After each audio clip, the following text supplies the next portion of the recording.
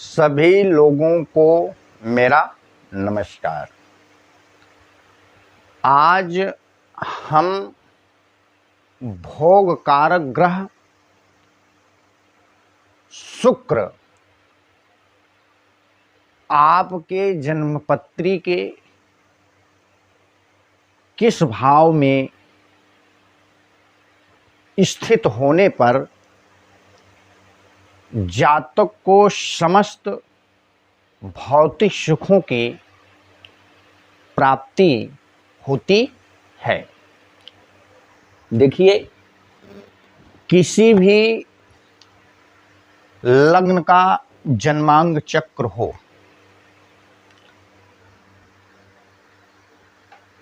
1, 4, 7, 10 इनको हम केंद्र भाव कहते हैं। इनको हम क्या कहते हैं? केंद्र भाव। ठीक, भगवान विष्णु की उपाधि इनको प्राप्त है। 5वें और 9वें भाव को हम त्रिकोण भाव कहते हैं। इनको लक्ष्मी की उपाधि प्राप्त है। तो कहने का मतलब है कि इनको शुभ भाव कहा गया है। 1, 4, 7, 10 को हम शुभ भाव कहते हैं।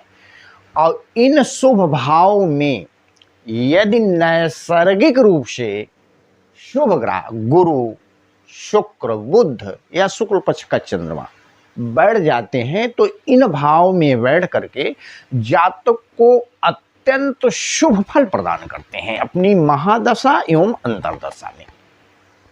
तो कहने का मतलब है कि भोग कारक शुक्र जन्मपत्री के किन भाव में विद्यमान होने पर वह जातक या जातिका को समस्त सुखों से परिपूर्ण करते हैं।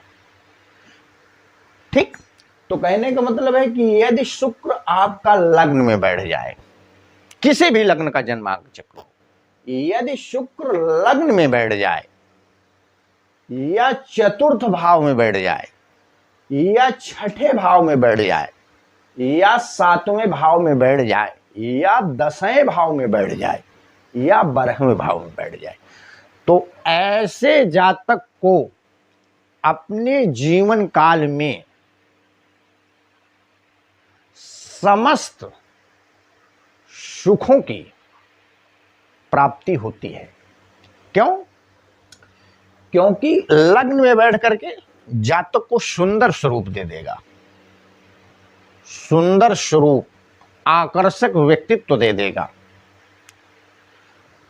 लंबे कदगांठी का होगा, शरीर से बलिष्ठ होगा,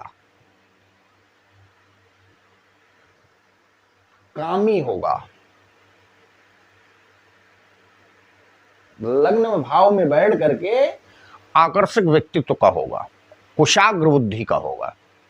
लग्न में जब शुक्र बैठ जाएगा तो जातक को अत्यंत शुभ फल प्रदान करेगा। दूसरी बात, जातक के जीवन काल में आने वाले 10,000 अरिष्टों का जो है शमन करेगा और दीर्घजीवी भी बनाएगा। जब लग्न में शुक्र बैठ जाता है तो जातक को अत्यंत शुभ फल प्रदान करता है अपनी महादशा एवं अंतर्दशा में।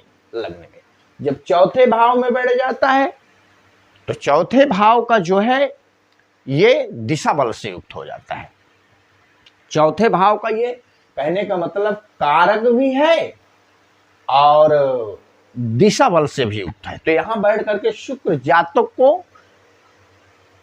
उत्तम वाहन सुख जो है प्रदान कर देता है, उत्तम मात्र सुख प्रदान कर देता है, मतलब सुखों से परिपूर्ण कर देता है। यदि शुक्र चौथे भाव में बैठ जाता है तो जातक को समस्त सुखों से परिपूर्ण कर देता है। जो वो चाहता है वो उसको प्राप्त होता है। जब छठे भाव में बैठ जाएगा तो छठे भाव में शुक्र जो है थोड़ा अशुभ फल भी प्रदान करता है, लेकिन छठे भाव में शुक्र भी योग कारक होता है, क्योंकि छठा भाव शत्रु का है, रोग का है,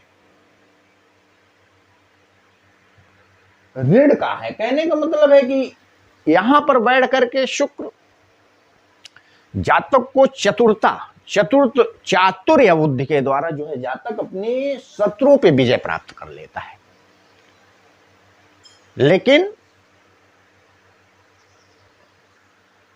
और शरीर जो है जातक का स्वस्थ रहता है, लेकिन अत्यंत काम वासना से यहां जातक को जो है संयमित रहना चाहिए। मैं काम वासना से बचना चाहिए, अत्यंत कामुकता से बचना चाहिए। यहाँ छठे भाव में बैठ करके शुक्र पाप भाव है।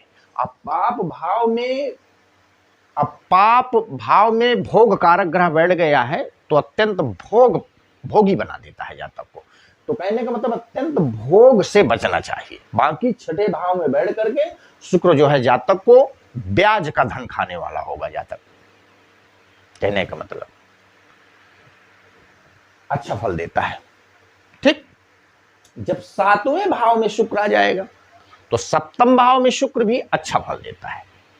यदि शुक्र यहां बैठा है और किसी अन्य शुभ ग्रह से युक्त है, ठीक, या स्व राशि में है या उच्च राशि में है या मूल त्रिकोण राशि में है, तो यहां बैठ करके शुक्र जो है जातक को, कहने का मतलब है मालव्य पंच महापुरुष योग राजयोग का जो है फल जातक को प्राप्त होता है। जातक की, कहने का मतलब जो स्त्री होगी वो सुंदर होगी, लंबे कद गांठी की होगी, आकर्षक व्यक्तित्व से युक्त होगी, कुशाग्र बुद्धि से युक्त होगी, और जातक को ससुराल से पक्ष से काफी धन लाभ या स्त्री के द्वारा धन लाभ होगा, मतलब ये फल देता है। जब दसम भाव में शुक्र आ जाएंगे तो राजनीति का भाव है, और राजनीति के भाव में जब राजनीति कारक ग्रह बढ़ जाएगा तो ऐसा जातक राजनीतिक होगा, ऐसा जातक पूर्ण रूप से राजनीति करने वाला होगा। ठीक है, जातक का राजनीति की ओर झुकाव होगा, जातक अपने मतलब माता पिता का सेवा करने वाला होगा, जातक यश कीर्ति से युक्त होगा, जातक के कर्म भी श्रेष्ठ होंगे, श्रेष्ठ कर्म करने वाला हो जाएगा जातक। कहने का मतलब यहाँ दसम भाव में बैठ करके शुक्र महाराज अच्छा फल देंगे। ठीक है, अपने बुद्ध चातुर्य के द्वारा अपने कार्य क्षेत्र व्यवसाय में, जातक जिस कार्य क्षेत्र, यदि शिक्षा से जुड़ा है तो शिक्षा में सफलता प्राप्त करता है, व्यवसाय से जुड़ा है तो व्यवसाय में सफलता प्राप्त करता है, या अन्य किसी मतलब व्यवसाय से युक्त है तो मतलब जातक जिस कार्य क्षेत्र या व्यवसाय से जुड़ा होगा जातक उसमें पूर्ण रूप से सफलता प्राप्त करने वाला होगा, और जातक को समस्त भौतिक सुखों की प्राप्ति होगी, और जातक जो है अरिष्टों से जातक का जीवन जो है बचा रहेगा। 1, 4, 7, 10 में जब शुक्र बैठ जाएंगे तो जातक को किसी प्रकार का कोई भी अरिष्ट नहीं होगा, लेकिन जातक कामी होगा, भोगी होगा, ये चीज ये बनाएंगी। ठीक है, अब जब 12वें भाव में बढ़ जाएगा तो शुक्र 12वें भाव में अत्यंत योग कारक है, माने जिस जातक के जन्मपत्री से लग्न से 12वें भाव में शुक्र बैठ जाता है उस जातक को मतलब उस जातक के जीवन में समस्त भौतिक सुखों की प्राप्ति होती है। भौतिक सुख के अंतर्गत वाहन सुख, भूमि सुख, भावन सुख, पुत्र सुख, स्त्री सुख, माने समस्त प्रकार के सुखों की प्राप्ति होती है। तो कहने का मतलब है कि शुक्र क्या है, भोग का ग्रह है, भौतिकता का है, लौकिक सुखों का है, लौकिक सुखों का कारक है, भौतिक सुखों का कारक है शुक्र। तो जब 1, 4, 6, 7, 10 और 12वें भाव में शुक्र बैठ जाता है तो वो जातक के जीवन में जो है भौतिक, जातक के जीवन को समस्त भौतिक सुखों से जो है परिपूर्ण कर देता है। वाहन सुख दे देता है, भवन सुख दे देता है, पुत्र सुख दे देता है, मतलब सब कुछ जो है प्रदान करता है। तो शुक्र कहने का मतलब यदि जन्मपत्री के पहले, चौथे, छठे, 7वें, 10वें और 12वें भाव में बैठ जाए तो ऐसे जातक को अपने जीवन काल में समस्त भौतिक सुखों की प्राप्ति होती है।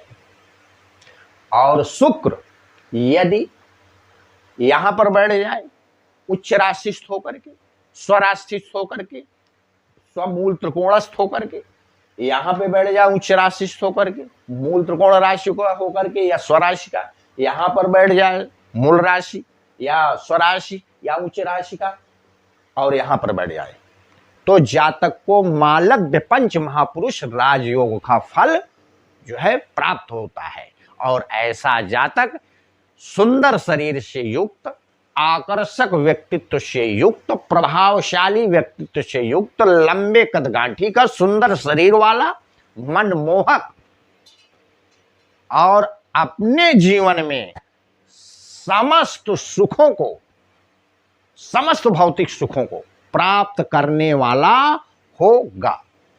मेरी वीडियो यदि आप लोगों को अच्छी लगी हो तो कृपया मेरे चैनल को लाइक, शेयर एवं सब्सक्राइब कीजिए, ताकि जो भी मैं नई वीडियो अपलोड करूं उसकी नोटिफिकेशन आप लोगों को समय समय पर प्राप्त होती रहे। धन्यवाद।